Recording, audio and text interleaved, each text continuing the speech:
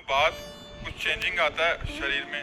ऐसा कह रहे कि काम की अनुभूति होती है महाराज जी, मतलब उसको फिर मेरे जीवन में कोई पुरुष नहीं है, फिर मैं इतना ज़्यादा समस्या हो जाती है कि नींद खुलते ही फिर क्रिया हो जाती है, फिर मतलब ये पीरियड के पहले और बाद में काम वासना इतनी अधिक क्यों बढ़ जाती है?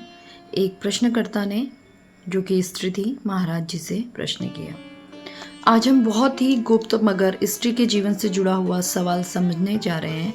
अक्सर स्त्रियों को यह अनुभव होता है कि मासिक धर्म के पहले और बाद में काम वासना की भावना अचानक बहुत अधिक बढ़ जाती है। मन में और शरीर पर एक अजीब सी बेचैनी छा जाती है और कई बार यह स्त्री को अपराध बोध भी देती है। लेकिन याद रखिए, यह कोई दोष नहीं, यह प्रकृति का नियम है, यह परमात्मा का बनाया हुआ चक्र है। महाराज जी कहते हैं, शरीर तो प्रकृति का यंत्र है, इसमें हार्मोन का खेल चलता रहता है। मासिक धर्म के समय शरीर के भीतर प्रजनन की प्रक्रिया सक्रिय होती है। इसी कारण स्त्रियों में हार्मोनल बदलाव होता है और मन काम की ओर खींच जाता है। यह ना तो पाप है ना दोष है, यह वैसा ही है जैसे भूख लगना, प्यास लगना। लेकिन फर्क इतना है, भूख को आप भोजन देकर शांत कर सकते हैं, प्यास को आप जल देकर शांत कर सकते हैं, मगर काम वासना को अगर उसे गलत दिशा में जाने दिया तो वो जीवन को बर्बाद कर देगा।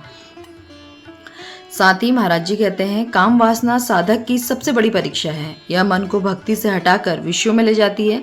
अगर साधक ने इसे जीत लिया तो प्रभु का प्रिय हो जाता है।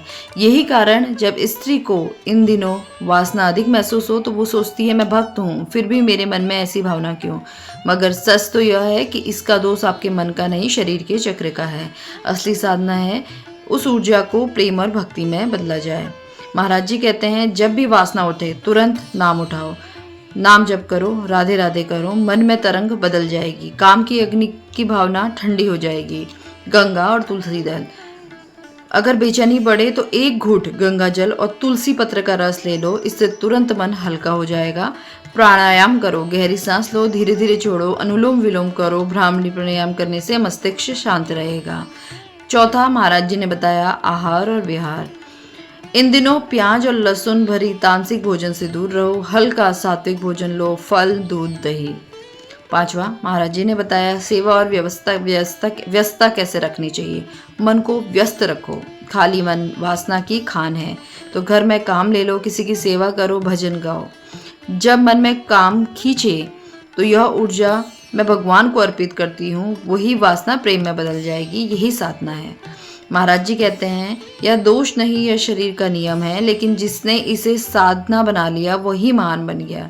जब जब वासना उठे, अगर आप गृहस्थ में नहीं हैं, जैसे कि वो बहन प्रश्न पूछती है जिनका पति भी नहीं है, तब तुम भगवान के चरणों में दौड़ जाना, देखना वही तरंग धीरे धीरे भक्ति में बदल जाएगी। 11 बार ओम नमः शिवाय का जाप करो या राधा नाम का जप करो, एक माला हरि नाम की करो। दिन भर साधारण और सात्विक भोजन लो, समय मिले तो रामायण भागवत का एक एक पन्ना पढ़ो। रात में सोने से पहले भगवान को प्रणाम करो, कहो हे प्रभु, मेरे मन की सारी तरंग को आप अर्पित कर लो, मेरी वासना को प्रेम में बदल दीजिए। वासना कोई पाप नहीं, लेकिन उसका गलत प्रयोग ही पाप है। अगर इसे भक्ति में बदल दिया तो यही शक्ति आपको साध्वी बना सकती है। महाराज जी कहते हैं, काम की लहर को रोको ना मत, उसे दिशा दो। जब वह कृष्ण लहर के चरणों तक पहुंचेगी तो प्रेम रस बन जाएगी। महाराज जी कहते हैं, जब भी आपको लगे कि वासना मर रही है और आपका पुरुष भी नहीं है तो घबराइए मत, इसे दोष मत समझिए, इसे भगवान को अर्पित कीजिए। देखना धीरे धीरे ये ऊर्जा आपकी भक्ति को ऊपर उठाने लगेगी।